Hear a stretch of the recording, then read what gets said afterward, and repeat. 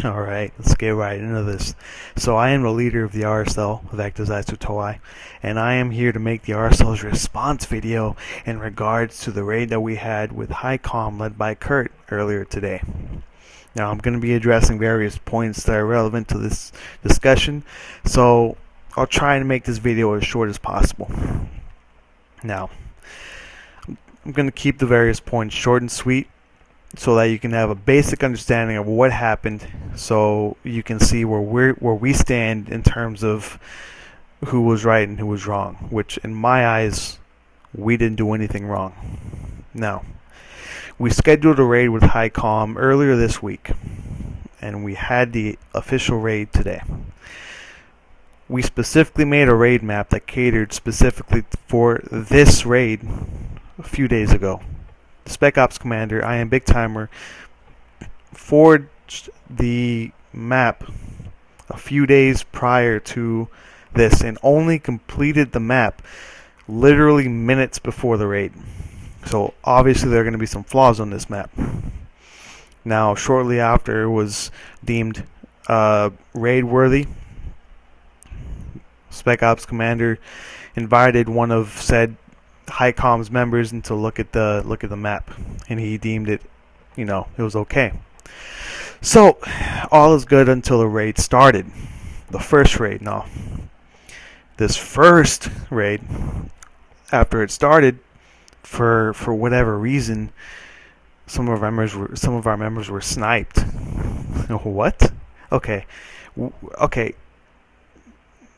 The one that forged the map for doesn't recall putting a sniper on their spawn. Now, one can make the argument, well, it's your map, you put the sniper on there. Well, okay, let me point out why it's suspicious that that sniper would somehow appear on a map at such a convenient place. Now, obviously, none of our members on that map, considering there were only the Spec Ops Commander, one other member, and his HighCom member. I am for certain that this other member isn't going to try and do something shady to put a sniper on their spawn, and most certainly not the Spec Ops Commander, David Shepard. So, we're not going to necessarily draw any conclusions out of that. But nonetheless, the raid map was flawed.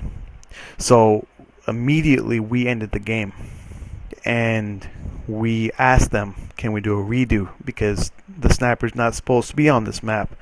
Now, to any clan that is seasoned in ratings knows that sniper rifles are atrocious in terms of how overpowered they can be in raids, okay, especially at longer distances.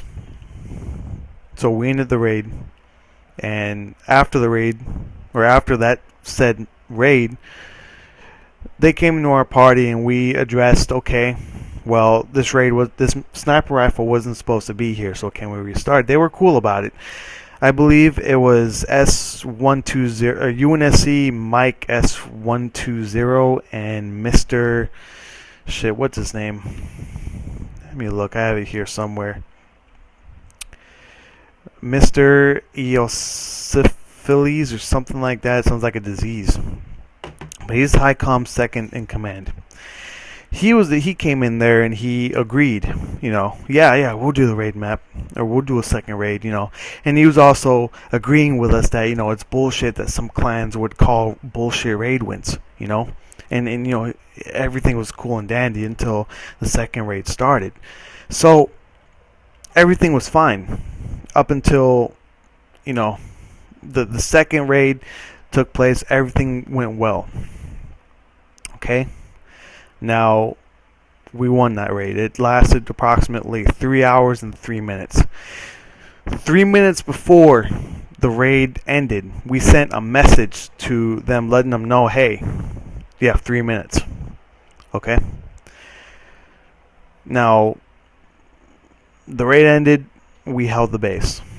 Now, as many of myself included, we figured, okay, they're going to try and pull some bullshit, which they did, which I'm about to explain to you.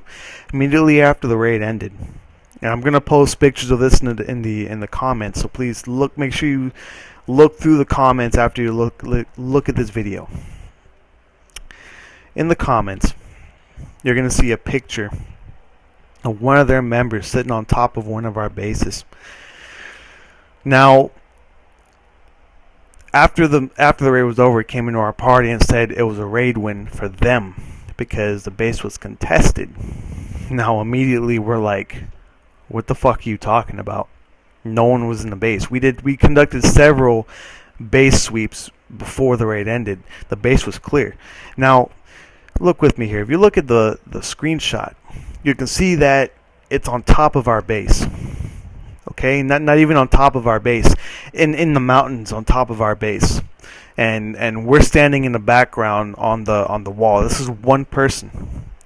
So clearly they're trying to pull something shady by doing this, because that's not necessarily what most would consider contesting the base.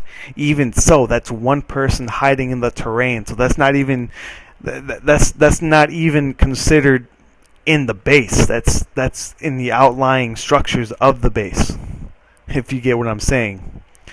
So that's not necessarily very reasonable of HighCom to try and pull this out of nowhere.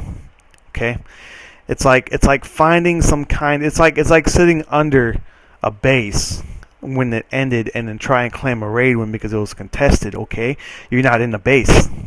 You know, it's like someone sitting outside the wall and saying, okay, the base was contested. Okay, now this was one person hiding. You can hardly consider that contesting. What most would consider contesting if the base was fighting, people were fighting, you know, trying to take control of the base. But no, we had complete control of the base.